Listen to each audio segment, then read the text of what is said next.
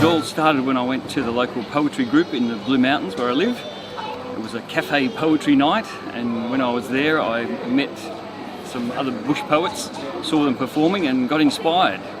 And with their guidance I started learning poems and then writing my own, and started going to competitions, entering and performing and finding out what it was like to be in front of an audience, and gradually improving my skills. And those competitions led to the Australian Championship of Bush Poetry, which is normally 4 sections. They have 2 originals, an original serious and original humorous, and then a traditional poem, something like Banjo Patterson or Henry Lawson, something written before 1950, and then something written after 1950 by another poet. And the best overall through all those performances becomes the champion.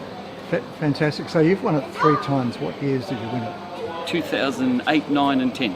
And his ghost may be heard as you pass by the billabong. You'll come a waltzing Matilda with me. Can I finish?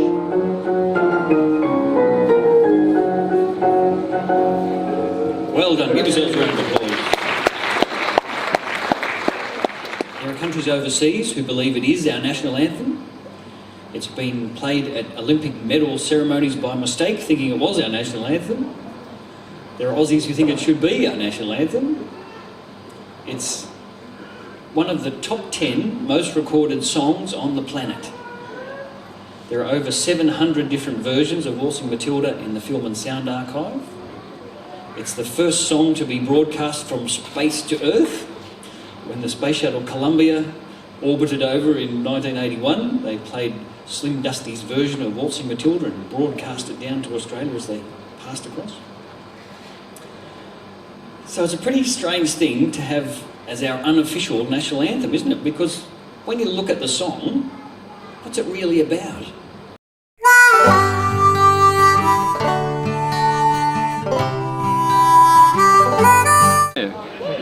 The ones at the North Gregory are more about Waltzing Matilda, because the North Gregory Hotel is where Waltzing Matilda was said to have had its first public performance. So the shows are based around Waltzing Matilda and what Winton was like when Banjo came, and the life and rhymes of Banjo Patterson. All night with loaded pistols he dozed and muttered there. All night the evil shadow stood close behind his chair. The brave Scotch girl, MacDonald, a lass who knew no fear, slipped out, unseen by Morgan, to warn the homesteads near. And in the hours of darkness, before the break of dawn, around the fierce Dan Morgan, the fatal net was drawn. Day broke upon the Murray. The morning mists were gone. The magpies sang their matins. The river murmured on. When Morgan left the homestead and neared the stockyard gate, he heard the boobook's warning and turned, but turned too late, for Quinlan pressed the trigger as Morgan swung around and sent the bold bushranger blaspheming to the ground. So fell the dread Dan Morgan in 1865, in death as much unpitied as hated when alive. He lived by blood and plunder, an outlaw to the end. In life he showed no mercy, in death he left no friend.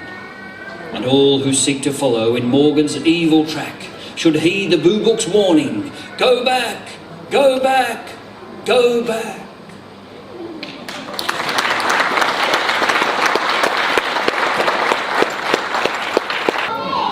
Whereas at the Caravan Park, it's more of a general show with lots of humour in it, and a bit of traditional poetry and a bit of my own poetry, and a good mixture to keep the audience entertained.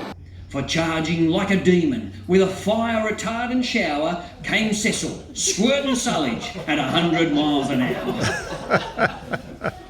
The conflagration halted and its blaze began to budge, assaulted by the potency of Simpson's super sludge.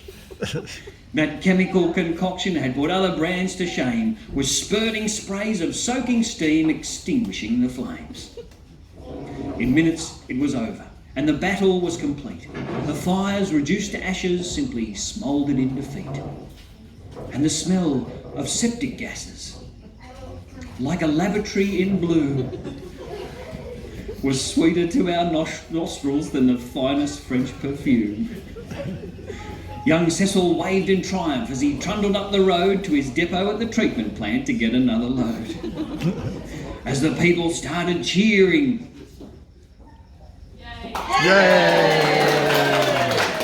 Could be a bit more convincing. As the people started cheering. And the crowd began to clap. He revved the motor, gunned the pump and did a victory lap. Well, television cameras and the media descended. In a flurry of publicity, our Cecil was commended for his courage and commitment, and he garnered instant fame, for right across Australia, everybody knew his name. There's a statue in our village by a eucalyptus stump. It's a full-size bust of Cecil with his sucking sullage pump. And it tells the stirring story of a hero of our town who refused to let the ridicule of others grind him down. Cecil's now a millionaire. He's living like a king. But fame has mattered little, for it's hardly changed a thing. His sullage sucking franchise makes him money on the side, while Simpson's sullage suckers are familiar nationwide.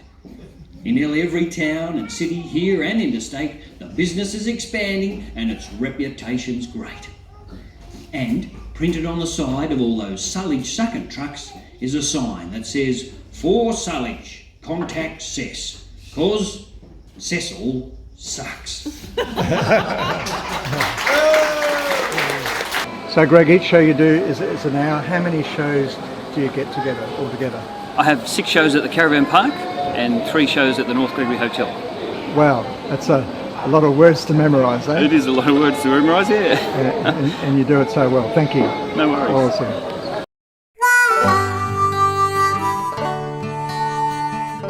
I've had real jobs before and this is much better. What was your real jobs before? I was mostly driving. I was a coach driver for many years. Okay. And I've driven taxis and trucks and a few other things as well. So Yeah.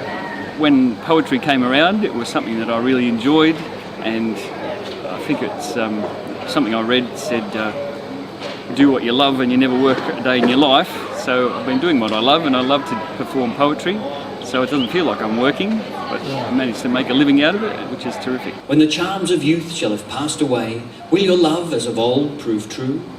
For the looks may change, and the heart may range, and the love be no longer fond. Wilt thou love with truth in the years of youth, and away to the years beyond? Oh, I love you, sweet, for your locks of brown, and the blush on your cheek that lies. But I love you most for the kindly heart that I see in your sweet blue eyes.